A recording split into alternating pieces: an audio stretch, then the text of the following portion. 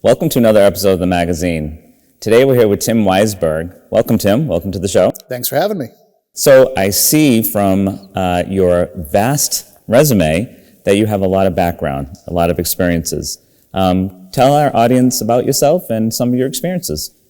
Well, I started off as somebody who, as a kid, knew that there was some things going on that I couldn't explain. Mm-hmm. And so from a very young age, I was the kid, the weirdo hanging out in the 100 section of the Dewey Decimal System, in the library, reading all those books like the Time, Life, Mysteries of the Unknown series. And I think my desire to kind of know that there was more than what I was being told kind of set the path for my entire life. I worked as a journalist in third grade. I was writing a newspaper article once a month for the local paper. And I was always kind of somebody that was looking for answers to things and wanted to share those stories with people. So that started me on a path of being curious about things. And then the more I kept going with my life and having paranormal experiences, that just became the natural path that I wanted to follow. Well, we're going to get into that. Let's tell you. That's great. So what do you do locally here right now? So in terms of the paranormal, I am somebody who, I look at myself as a researcher and a disseminator of information when it comes to the paranormal. Okay. Other people will call themselves paranormal investigators. I go out and do investigations, but it's not what I do all the time. I'm more somebody that would rather talk to the investigators and learn from them and then be able to kind of pass on that knowledge to others. Mm-hmm. So I look at that as kind of my job. I'm almost like a documentarian using radio and podcasting as my media. Okay. What drew you to this? All the things that happened to me over the course of my life growing up, they were never really profound enough for me to say, I need to dive into this full steam. It was when I was a teenager and my aunt and uncle owned a haunted house in the Bridgewater Triangle. And I was staying over their house, and there was a night when it was just myself and my cousins, and my other aunt was babysitting us, and we heard this slam, slam, slam going on. And through the course of checking it out, it finally got to the point where we were watching these bulkhead doors to the basement just slamming up and down when there was no wind. Wow. And that's when I looked at my cousin, and he said to me, he's like, yeah, my house is haunted. And so the experiences that I had there really pushed me toward looking into it more. But it wasn't until in 2004 when the TV show Ghost Hunters came on television that I realized, people are actually out there doing this all the time. And so then I started really looking into it more as a hobby more than anything. And then in 2006, I got the chance to create the Spooky Southcoast radio show, and then it just took off from there. So tell us about the Spooky Southcoast radio show. Tell us about that. So I was working at WBSM. I was actually working for the Standard Times as a sports writer. Okay. And that led to Jack Peterson and Evan Russo over at WBSM inviting me to be part of the Locker Room show. And my role was supposed to be coming on once a week for 5 minutes to talk about pro wrestling. Okay. Because that was very big at the time, and I was writing a newspaper column about it. And after a while, I turned into a co-host. And then at the time, Pete Braley was running the station. And he reached out and he said, we would love to have you come on and do a show of your own if you'd be interested. And I said, well, I'd love to do a show about the paranormal. And he said, you mean like ghosts and aliens and stuff? And I said, yeah, that stuff. And he's like, well, when do you want to do it? I said, well, the only time on my schedule is Saturday nights at 10 o'clock. So he said, that's perfect, because that's radio graveyard. There's nothing else on at that time. So I went in there with my friend Matt Costa, and we learned how to run everything. And we started doing that program, and now here we are about to celebrate our 17th anniversary on the air. Wow, that's great. It really has turned into, it started off as a little radio show that we thought we'd be happy if we could get, 10 people besides our families to listen to. Mm-hmm. And if we could make it 6 months, we'd consider ourselves lucky. And instead it grew into this community, and and now we look at the paranormal field around here, and it's a connecting thread amongst everything. There's paranormal groups that started because of our show. There's relationships that started because of our show. Mm-hmm. And it really has kind of formed a network of people. When we started this show, there was maybe 5 people around here that we could talk to about the paranormal. And now there's hundreds, if not thousands. So talk more about the paranormal. There's a very strong presence. You've said even in Town Hall here that we're in. I think that any place has the potential to be haunted, but certain factors make it so that we can perceive it. And so I think the energy that we leave behind is always going to be there. I don't think that every ghost is a dead person. Mm-hmm. I think sometimes ghosts are created in a different variety of ways. Sometimes it could be just the energetic resonance left behind of a person. Sometimes it could be something we're creating with our own minds. If you walk into a place and you say, man, if any place could be haunted, it's this place, and everybody comes in there and puts that kind of energy out, it could end up becoming haunted. And so that will kind of factor into a lot of these famous haunted places. But I see it as something that is really just part of the natural world that we haven't come to a full understanding of yet. So as a child, you said you were at your cousin's house and that was a haunted house and you had all that activity. Have you ever been afraid? There's been maybe one time that I could say I was honestly afraid, and it wasn't so much because of the ghosts. Because I always thought that when I first encountered this while I was looking for it, that was going to be the deciding moment for me of how far I would go. And it was told to me that, you're going to have that moment that you're either going to decide to run toward it or run away from it. And I became a run toward it person. And for the most part, that's never served me wrong. But when we were investigating at Fort Tabor in Battery Milliken, and we had permission, kids, don't go there without permission. We had permission to go there. And we were in this middle area of this underground tunnel. And we heard this sound that sounded like the roof was caving in on us. And I thought that I was going to die. I thought I was going to be crushed by all this stone that was overhead. And it took a little while later to figure out what it was, but we think what we caught was actually phantom cannon fire from when they used to have the cannons on top of the fort. So that was the only time I ever really was afraid of a situation. Any other time, I'm just kind of like, more. Okay, because the safety element of that case. That's really what it is. So tell us about an experience, like a local one or... Well, I've had some pretty weird stuff happen to me. I mean, at the Lizzie Borden house especially, I've been thrown up against the wall.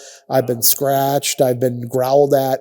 But I like to look at some of the more positive experiences that I have, because anybody can have a negative paranormal experience because they get in their head about it. So everything's going to seem worse than it is. But I was at the Houghton Mansion in North Adams, Massachusetts, and there were these shadow figures that were walking through this area that we were at.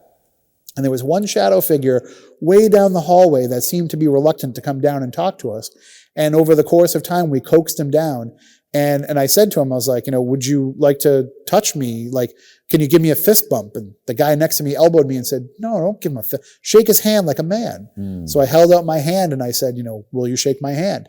And this shadow figure, which is just a dark, shadowy, humanoid figure with no defining features, he reached out and grabbed my hand with his hand and started pumping my arm up and down in a handshake motion. And I'm not afraid to say at that moment, I just started crying, because to me, that became the personal human connection that I needed for this stuff, to stop being the guy running into haunted places and being like, where are you, ghosts? Come on out, ghosts. Right, I became somebody that really realized that, for lack of a better term, ghosts were people too. And that was a connection. It really was. And it served me well ever since then. Any really funny paranormal stories? Oh, there's one that I probably can't tell on TV. We've had some very interesting experiences. One was at the Murdoch Whitney house in Winchendon, Mass. And this is a house where they have a lot of antiques. And in the basement, they have this clawfoot tub. And one person was going around with something called an SLS camera, which, some people think that it's a little hokey and it's probably not legitimate evidence, but it does map human figures. And maybe if there's a human figure that gets mapped, but there's nobody standing there, it might be a ghost. So I don't really rely on that. I look for it to be interactive with me. And in this particular case, in this tub, there was a stick figure that was sitting in the tub that showed up on the screen, kind of relaxing like I was taking a bath. And my friend standing next to me was like, oh, are you taking a bath? And as she got cutesy with her voice, he started putting his hand and started washing himself under the water, and except he wasn't quite washing himself. And every time I show anybody that video, I say, can you tell me that I'm wrong and maybe I'm misinterpreting this? And everybody says, no, that's exactly what you're saying. Well, that must have been quite the interesting experience there. That's when I said to myself, maybe sometimes these ghosts need private time. Probably do. So what if someone, who's watching here feels like there might be a ghost in their house? What do they do? The easiest thing that you can do is, acknowledge it, because usually if there is a ghost and it's acting up, that's all that it's looking for is attention. Now, the danger is sometimes there are some spirits that the more attention you give them, the more they're going to want. And that might get you into a cycle of where you don't want to have to deal with this haunting anymore. But for the most part, if you just communicate with them, you'll probably get the same type of response as you would with a living person. So if they're looking for attention and you give it to them and you say, okay, like my aunt, for example, living in their haunted house, she made a deal with her ghost where she said, I don't care what you do as long as I never have to see you. Yeah. Because if I see you, that will freak me out too much. So she didn't mind that it would turn on the faucets at night or it would close doors as long as she didn't have to see it. So you can work out that kind of a discussion with it. And sometimes just being acknowledged is all they want and they'll go away forever. Sometimes that will lead to you having at least a more peaceful interaction with them. Do you get calls a lot about paranormal activity? We used to. A long time ago, we would get people that would call us all the time about things that were going on. And we had a network of investigators we would work with that we would be able to send to their home. And, maybe we might pop in and help them too. But nowadays, I think people have become so savvy to the paranormal because they watch the TV shows and there's been so many movies about it that they actually look into it themselves. And they'll go online and they'll realize, like, I can use my cell phone to look for a ghost. And you really can. There's, all the things that we have today is just, it's like all the ghost hunting equipment combined into one device. But you just have to know how not to find false positives. And I think that's where people are still a little bit lacking is people realize they can go and they can find this stuff for themselves. And then they come back and show me a bunch of orbs in a photograph, which are almost always moisture or a bug or dust. But if you take the time to learn exactly how to investigate for the paranormal, then you learn about how not to fall into these traps. So in 2020, people were spending more time in their homes. Was there more activity then or reports? The reports spiked almost immediately after lockdown happened. People were saying that I can't believe there's a ghost in my house. Well, that ghost has been in your house all these years. Right. You just weren't there to experience it. That was hugely on the rise. And so were UFO sightings because people were having more time to sit around and be outside, especially in the summer of 2020. They're outside, because we couldn't really be indoors a lot of time. We were getting cooped up. So people would be outside looking up in the skies, and so you got more UFO reports, and people were taking walks out in the woods. You got more Bigfoot reports. So the actual number of people that believed in the paranormal increased over the course of the pandemic. Yeah, I would think so. Just you have more time on your hands and more time at home. And like you said, outside, so you recognizing more outdoor activities there. And I had heard that about more UFO sightings during the 2020. It really has reached the point now where UFOs are almost commonly accepted in conversation because of all the information that has come out with the UAP report from the U.S. Department of Intelligence, that we have seen now that if they're willing to acknowledge these things as being legitimate, people are willing to come forward and share their stories. Now, not everything that you see in the sky turns into, an alien abduction where you're taken to another planet, but people are acknowledging that they're seeing things that they know are anomalous. Okay. Yeah. What about some other paranormal activity in Fairhaven? Fairhaven has a lot of paranormal activity. Matt Moniz, my co-host on Spooky Southcoast, tells the story about his mom in her younger days actually encountered a Bigfoot in Fairhaven. She was driving down the road and it stepped out right in front of the road in front of her. So, and other people have reported seeing those creatures even in more recent years around here. I had one of my first UFO sightings. That probably was my first UFO sighting as I was driving into Fairhaven on 195, coming home from the Lizzie Borden house, seeing the strange light in the sky just zipping across at a speed that, no man-made craft can do. And then, of course, there's also what is the greater kind of legend of the entire South Coast. They originate in the Freetown State Forest, but people talk about them here as well. They're called Pukwudgies. And they were these Wampanoag trickster spirits that have led people astray and have led people into dangerous situations. And people report seeing them in their yards and seeing them out in the woods when they're taking a walk. Oh, wow. Yeah, watch out for those guys. They're about this tall and they're pretty nasty. Oh, wow. All right. What about any other South Coast tales? There's, of course, Lizzie Borden is forever going to be the big ghost story here, but I think there's a lot of great history that ties into the paranormal here. If you go back through the Wampanoag legends and you go back to King Philip's War, that we've used the paranormal as a way to teach people about something that was intentionally kept out of history books for years.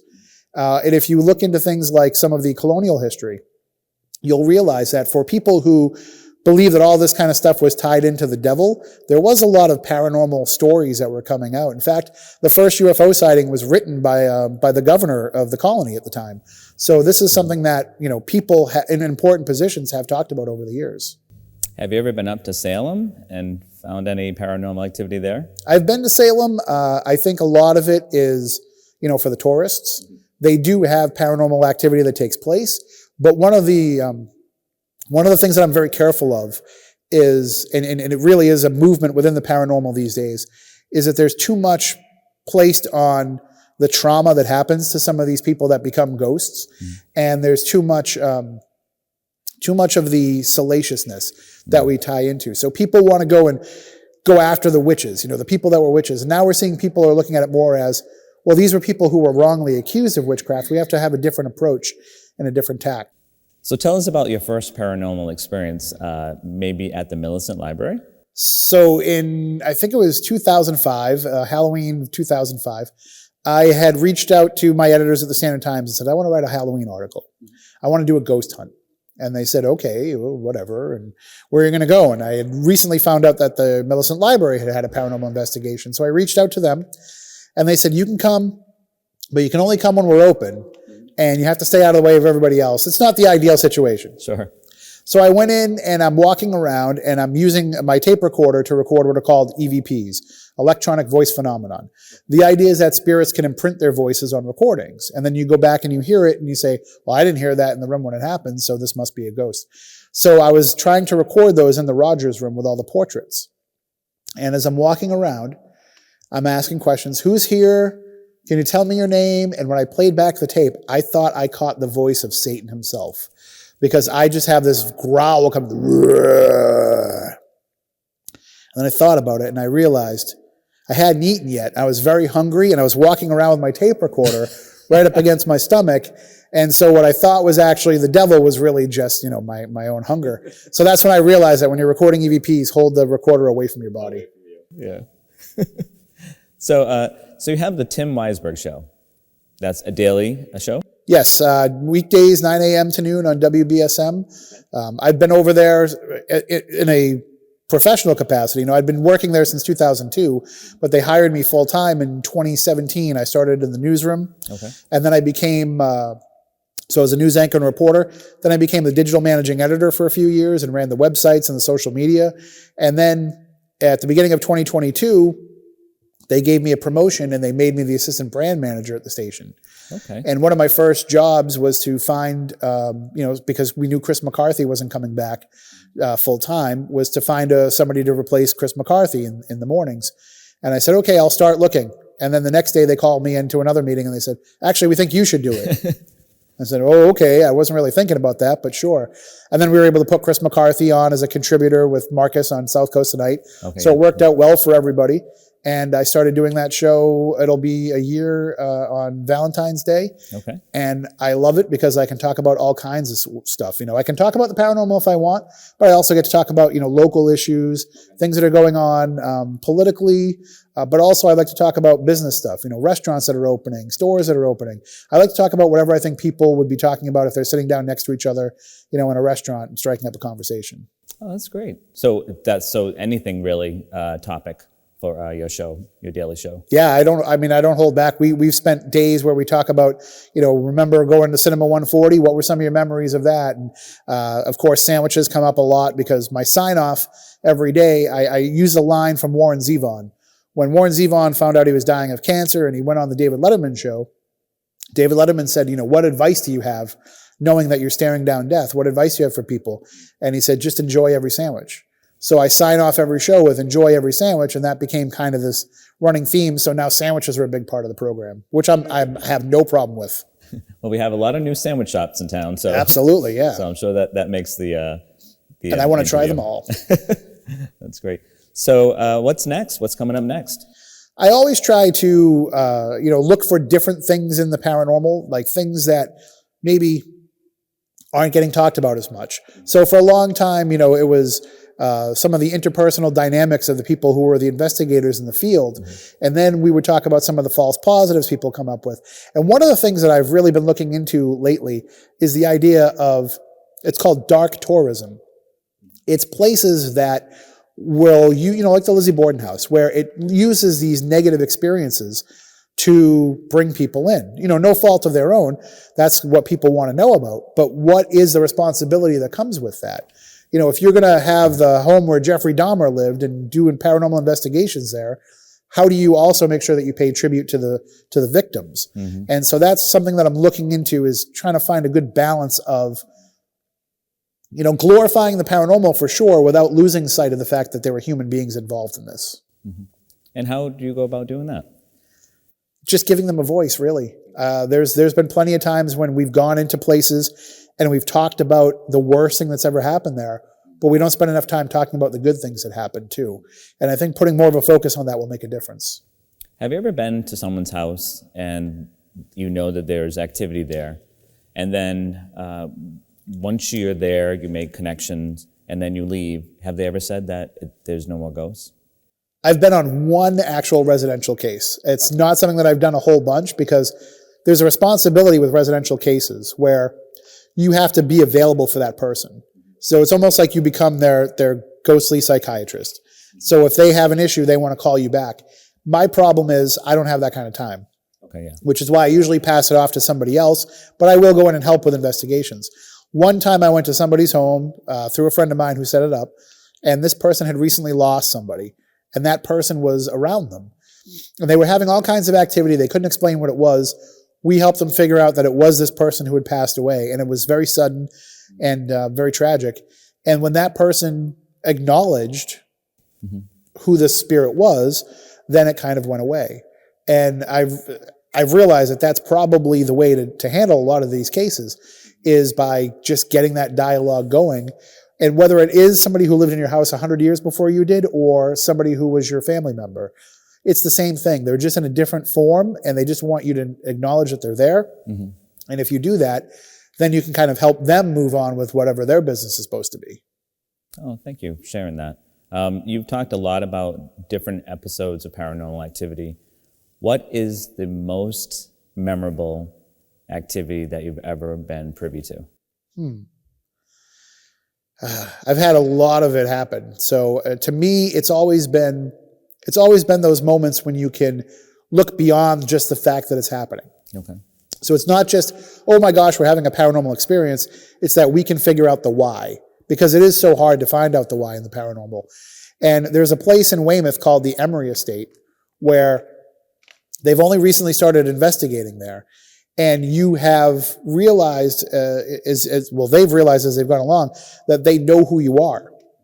They know what it is that you're doing. They know what the equipment is that you're using. And so that allows for them to be a participant in the investigation. So they're giving you something back, and they're helping you solve these issues. So in my mind, that's going to take paranormal research to a whole other level. Sure. And so along those lines too, if someone wanted to get involved, and be a part of a group or be a part of some activity, what would they do? If somebody really does want to get into paranormal research, the key part is the second word, research. You have to get out, you have to read. I would recommend reading a lot of the how-to guides that are out there, but I would also read a lot of the books about the theory as to what things could be. And then try to find a group that you can shadow with. It's always fun to go out there and poke around in a cemetery and to see what happens, but you have to also understand all of the false positives you can get, all of the mistakes that you can make, and you have to understand too the fact that, and this is what is lost on a lot of people, you're stepping on the graves of family members that might have an issue. So it's always good to partner with somebody who already knows all of those traps that you could fall into. And then you can kind of determine if you want to go off on your own and what way you want to do it. But the real key thing is just read as much as you can, and don't just read the modern stuff. Go back and read Hans Holzer from the 60s. Go back and read Harry Price from the 1930s and 40s. These are people who have been go back and read the spiritualist era stuff from the late 1800s. These are people who laid the groundwork for what we do today. And the stuff that we do now in paranormal investigation really isn't all that different than the Fox sisters, hearing all those rappings in their cabin back in the 1850s in New York. Sure. That's good. That's good advice. So what would you suggest if you went and you had someone call you and say, all right, there's definitely a ghost in my house or a spirit in my house, but I'm not bothered by it, but another relative who was just visiting is very bothered by it. What kind of advice would you give for them? I'd say in that kind of situation, you might want to ask the ghost just to hold back a little bit till that person leaves. If you have already established a rapport with it, then I would think that spirit might offer that. But they really just want that attention. Sure. And I think, sometimes certain people come in and they disrupt the family dynamic, good or bad. It might just be because you're a different person that things are different for the spirit. Spirits seem to like things to stay the same. We don't like when there's change. They get really worked up if there's construction that goes on or renovations. Okay. So they don't like things that are different. So maybe just let them know, hey, this person's only here for a few days. Just give us those few days and then the house is yours again. Now, what if that relative decides to stay with you? Then they better just get used to the fact that you've got an extra member of the family they can't see. Okay. All right. Yes, that's good advice. That's good advice. So anything in the near future coming up? I'm going to be visiting the Conjuring house again in Rhode Island, the home that was it was the subject of the film. It's not the one from the movie, but it's the one that the movie was based on, which has become one of my new favorite places to investigate because, again, that's a place where the spirits know who you are and they know what you're doing. Okay. And then this summer, I'm going to be going once again to the Michigan Paracon, which is the biggest paranormal convention in the world. I love it. All of us weirdos get together at this casino out in the middle of nowhere up in the Upper Peninsula of Michigan, and we're all stuck there, and we all get weird together, and it's a good time. Well, I thank you very much, Tim, for coming on the show and for giving us a great wealth of knowledge on the paranormal. I mean, I've learned a lot today in just our magazine episode, so I appreciate that. And if someone was trying to get in touch with you or reach you, how would they go about doing that? Tim at SpookySouthcoast.com is the easiest way, or Tim at WBSM.com. All right, great. Well, thanks for everything you bring to our community and for enlightening us with so many great, fun facts about the paranormal. Thanks for having me. And as I always say, stay spooktacular. Thank you, Tim.